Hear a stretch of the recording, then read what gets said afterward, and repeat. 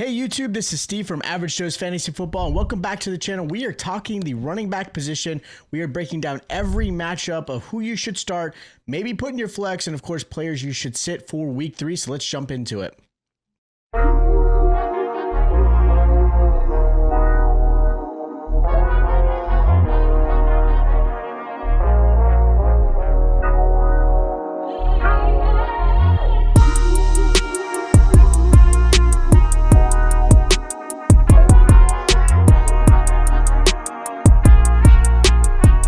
So we are talking running back position. We are talking, of course, when we're mentioning any of our start and sits are going to be based off of full PPR, half PPR. If it is a standard league, let me know in the comments down below to help you guys out. And we're going to break down every matchup as far as players that I really like this week and players that I'm really hesitant on. So let's talk about some wins last week. We get players like Jonathan Taylor, who was amazing last week, who put up 29 fantasy points versus the Broncos, who coming into the year, the Broncos were expected to be a really solid defense.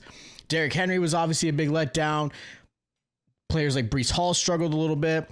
But then, of course, you've got players like James Cook, who has been absolutely monster. Javonte Williams have been a monster. So really good running backs have been amazing. And really some of them have been really big surprises. So let's start these matchups. So talking Thursday night game. If you guys haven't already, check out my quarterback start and sits as well and all my other positions. But when you're talking running back when it comes to Thursday night, you're going to start DeVon, Achane. You're going to start James Cook. Those two running backs you're going to absolutely start. The concern that I have with Achane is really going to be the idea of that Ollie Gordon might start getting some opportunities. Not sure where he's going to get positioned. I don't have Ollie Gordon as a start. I don't even have him as a flex play. I'm not really sure how Miami's going to use him, but I think they really want to limit some of the touches for Achane just to keep him healthy throughout the season. Does concern me a little bit, but Achane is still a start. He's still going to be a threat in the passing game. He's still going to be a threat down, on the ground. He's one of the better running backs in the league, very explosive.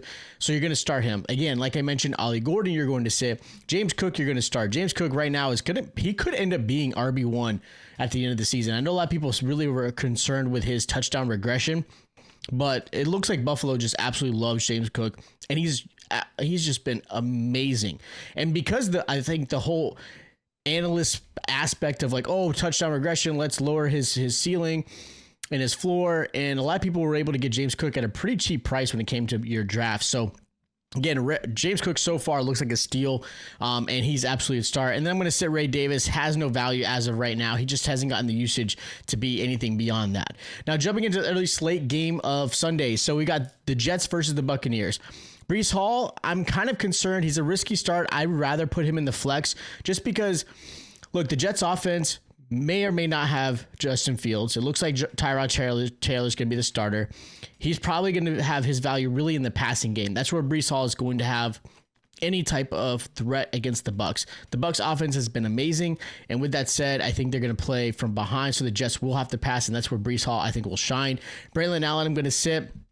Again, just not getting the usage. I know we weren't sure how he was going to be utilized with this new coaching scheme, but right now it looks like it's Breece Hall's backfield, so Braylon Allen just hasn't been there. Bucky Irving, you're absolutely going to start. If he's getting the touches, he's getting the receptions, really good matchup against the Jets. I know the Jets haven't been the defense we had hoped to see, but again, big chunk plays. I would say very similar, skill set as like an Achane. He's very valuable in the passing game, and he can get some goal line work. And then Rachaad White, I'm going to sit. I know Rachaad White obviously had a great game last week. He was probably one of those players that I saw a lot of people picking up in waivers. There's still a lack of there's still some issues. His pass protection is a concern. As far as being consistent on the field. Bucky Irving obviously is very explosive, but Rachaad White's going to get his touches. Don't get me wrong. And if he gets a goal line and you're in a deep league, you got to start him. Maybe that's your play, but for me, I'm too nervous. Now, jumping into the Raiders versus the Commanders, Ashton Jeanty, I know he was probably drafted in your first or second round, but if you can, I would flex him and probably put some other options out there. I understand the idea of putting a first-round running back onto your flex or maybe even bench, but you may have to. There's injuries at the O-line. They aren't necessarily limiting his touches, but Jeanty and the Raiders offense have just been behind, so he's not getting the value. Yeah, he gets a couple of receptions here, but realistically, the Commanders are a good run defense. Commanders are looking like they probably won't have Jaden Daniels, so the offense may not be as explosive. but Jeanty is still very, very good, and you want to put him in your flex. The other player is Jacory, Croskey-Merritt. He's going to be also a flex play. With Austin Eckler out for the season, he now becomes like the guy. Like, this is kind of what we're hoping to see. He's going to get more usage, obviously more goal line opportunities, and he has shown some flashes of really big play, very explosive as well. Again, nice little flex play. Now the Texans versus the Jaguars. This one, I've got a great start when it comes to Travis Etienne. I think Travis Etienne, his usage on the ground has been amazing. Obviously, Tuten is going to have some value, and I think Tuten might be a nice little flex.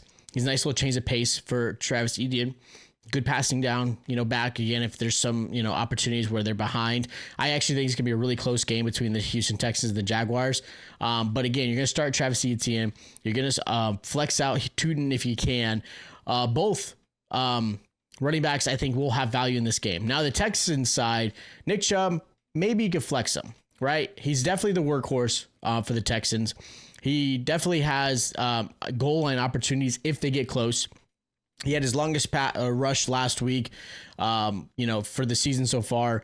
And again, nice little flex. He's really low end RB2, I think is the max you might want to put him. And then Woody Marks, you're not starting him. There's no situation that he's in right now that's going to have that value. And then Rams versus Eagles, Kyren Williams, I'm going to put flex. Eagles run defense, just way too tough. Like, when you have Jalen Carter there, the linebackers like Zach Bond, that is such a tough defense to run on. I know Kyren Williams is probably your RB1 or 2, and I get it, you're going to start him. And I'm not saying don't, but I just don't have very high hopes for him. I think he's more in the flex option. Put him as your flex play if you have some other options, but I'm really nervous against that run defense. Blake Corum, again, don't start him. No reason to. I know he got a rush touchdown last week, and I know there's possible changes of it being shifted to him getting some opportunities and touches, but again, nothing that says you should start him. And then Saquon Barkley, yes, he's a start, but a risky start. Here's my reasoning. Barkley, I don't know what it is. The offensive line really hasn't changed. Obviously, Jalen Hurts is still the same. He's still getting the ball on the ground. And because of that dual threat capability, it usually actually helps running backs. But Barkley's had a little bit of a struggle right now. And I'm not sure what it is. But game script wise, I think both teams are going to keep pretty close between the Rams and the Eagles, which means obviously Barkley's going to have value. You're going to start Barkley, but just understand I'm not very high on him. He's probably lower tier when it comes to the RB1. I just have some concerns against this Rams defense. Now the Colts versus the Titans. The only player you're going to start is obviously Jonathan Taylor. Very explosive. I mean, amazing game. Had 165 rushing yards against a really strong Broncos defense. And now it gets a Titans defense that has not been great at all. So, again, absolute start. DJ Giddens, you're going to sit. He's gotten a little bit of touches. And realistically, if they're up big, DJ Giddens has had some value there. Don't get me wrong. But again, you're hoping that the Colts are going to be up high. And yeah, it's possible. But again, this is the NFL. This is a rivalry game. It could be close. And then Tony Pollard, I'm going to flex him. Pollard right now, obviously getting the touches, the work, whether it be in the backfield, whether it be receiving. He's going to get his opportunities. Colts defense have actually been really good, so there's going to be some concern there. But because of the ability and the really lack of backup, you're going to have to put Pollard in as a nice little flex. Bengals versus the Vikings. Chase Brown, I actually am concerned with obviously going now to Jake Browning. You're not overly concerned with him passing the ball, which means teams are going to focus a little bit more on Chase Brown. Not to say you're going to sit Chase Brown. You're still going to start Chase Brown, but I would say more RB2 flex option. And again, because there's lack of backfield opportunities where others are taking it away from him, Chase Brown's just going to get the touches. So based off touches alone, you're going to put him in the backfield and you're going to put him in your roster. But there are some concerns just because, again, he has not been amazing. If you're looking at what everyone had hoped Chase Brown to be, Chase Brown right now, if you're looking at it, he's RB24. Like, you're talking an RB2 in a 12-team league. That's where he's at. He was drafted as an RB1. So the concerns is he's just not getting enough. And because there's now no Burrow to worry about, it concerns me. Now, when you're jumping on the opposite side, you got Jordan Mason, who's now essentially going to be the starter, right? You've got, obviously, Aaron Jones out. We don't know how long he's going to be out. I think a minimum of 4 weeks right now with IR, but so Jordan Mason steps into a nice little role. That's kind of why I think they did get a running back. They obviously moved on, but they picked up Jordan Mason, for the 49ers, who actually did a pretty good job filling in for Christian McCaffrey.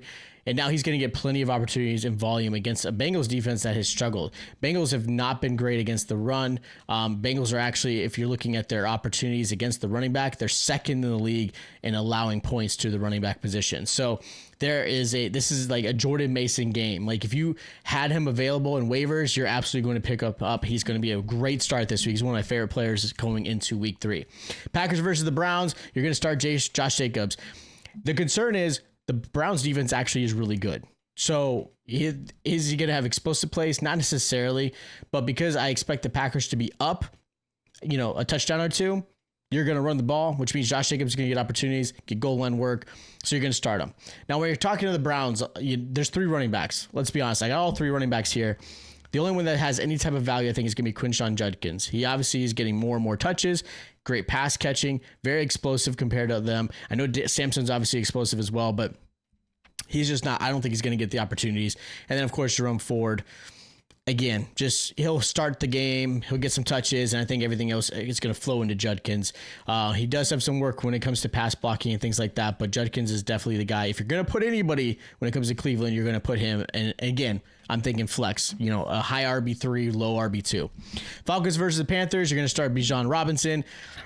I mean, there's not really much to say. I mean, I could go into the numbers. We could talk about how well he's been. He's right now RB4. He's been great, but realistically, you're going to start him, no reason not to. Tyler Allgeier, you might flex him out because Allgeier has actually had some pretty good games. Tyler Allgeier, being the second running back, is actually RB29. He's a nice little flex play if you need to. Coming off of a week 2 where he put up 15 fantasy points because of the touchdown helped him, but he had 16 touches. I mean, it wasn't like he just barely touched the ball. He had 16 touches. I mean, that's ridiculous. And when you compare, Bijan had 22. They ran the ball a lot, and I do think they're going to continue to do that going forward. It's not they don't trust, I think, Michael Penix. It's just that this is the offense. It's going through the ground. So Tyler Allgeier is a nice little flex. You're going to flex Chuba Hubbard. Again, really becomes, obviously passing opportunities. I do think that he's going to have a goal line opportunity here or there in this game against the Falcons. So again, you're gonna put him as a nice flex, and then Rico Dowdle you're gonna sit. Steelers versus the Patriots. Jaylen Warren, I think, is a nice little start this week. Warren's getting good volume. He's getting heavily involved in the passing game, which is great news for him. He's right now currently RB13. He's coming off of a 13-point performance week 1, 17-point performance week 2. And again, where he's had some value. I mean, last week alone, he had 4 catches on plus 80 yards. He's getting touches, at least 10 plus touches on the ground. So again, really good play there. When you're looking at the other side of the field, because again, you got Ramondre Stevenson, who's coming off one of his best games. I know they drafted Trevion Henderson. I know everyone went crazy about Henderson, but right now it's the Ramondre Stevenson show. Like, he's the guy.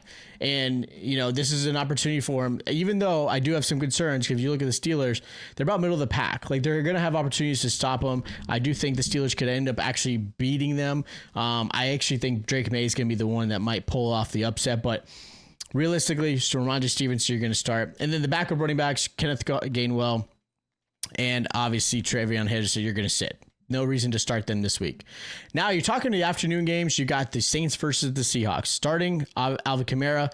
Look, his role, there's too many opportunities for him. He doesn't have to compete with Kendrick, Miller. Miller's not been anything worth of any type of even dynasty at this point. Kamara's still getting plenty of opportunities. Last week he had just under 100 yards on the ground. He had 20 touches. He had, I think, 6 targets last week, which all ended up being receptions. The fumble hurt him a little bit, but again, like I've mentioned, he was one of my favorite players going into this. He's not performing as well as he could be when it comes to fantasy points per game, but Kamara is an absolute start no matter what. Kenneth Walker, you're going to start, obviously, as RB1. And then right now with Zach Charbonnet obviously having some injury concern, I think there's actually a chance he doesn't play. Kenneth Walker's going to get plenty of touches his way. And I do expect the Seahawks to be up, meaning he's going to get even more opportunities. Broncos versus the Chargers. This is going to be a fun one. You got J.K. Dobbins versus his old team from last year, I mean. Nice little flex play. I think he's going to get some opportunities. But this is going to be the game that I think Harvey has a little bit more opportunity. Not starting him, though. Don't get me wrong. I think they might actually use him. But both running backs for the Broncos, I'm kind of like, not super excited. Again, Dobbins is the only one that I would kind of reach a little bit. When you're talking the Chargers, I'm actually sitting both backs. I do think the Broncos defense steps up a little bit more. This is a rivalry game. I do think it's going to be a little bit tougher. I think Chargers pull off the win. I think they're the better team. Chargers are one of the teams I thought could go into the season and actually end up being in the Super Bowl from the AFC side. But I don't like Hampton or Najee Harris. I think right now, I know they were always talking about this being a rushing offense, but they really love Herbert, and Herbert's got Keenan Allen back. You've got, obviously, Ladd McConkey. I mean, the options are there for him, and Herbert looks really good, so I really am nervous for both backs. Dallas versus the Bears. Javonte Williams is an absolute start. Right now, he's RB3 for the season. Nobody would have thought that, right? Everyone was concerned, what is Dallas going to do in the backfield? What is it going to be? And it's really not a running back by committee. I mean, Miles Sanders gets in there, don't get me wrong, but he's really kind of to relieve Javonte Williams. But Javonte Williams has been amazing. Big explosive plays, getting plenty of goal line work. I mean, right now in 2 games, you're talking Javonte Williams is, again, RB3. He's got 45 points, only just behind Christian McCaffrey. He's got a few receptions. I would like to see a little bit more.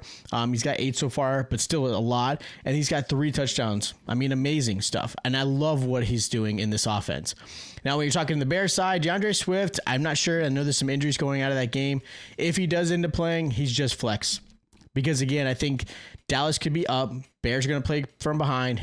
DeAndre Swift's going to get some opportunities, and I think he's going to get plenty enough to keep you in where he's going to get you 12 to 15 points, which is a perfect really area for the flex position. Cardinals versus the 49ers, last game of the afternoon. Connor, you're going to flex. Kind of, again, close game. Yeah, he's going to have some value. I do think he's going to share some goal line work with Benson, which is going to be tough to really start Benson, even though he's been, 10 points per game so far as the backup. But James Conner, I'm a little bit nervous as far as starting, but again, you're going to flex him in just because he is going to get enough opportunities to be there. Christian McCaffrey is going to be a start, absolutely. They're going to need him. You got Mac Jones obviously still in there. You got still the concerns at the wide receiver position. I mean, Jennings is and Pearsall obviously there, but they're not playing amazing. You still have no Kittle, but Christian McCaffrey is absolutely going to be the start.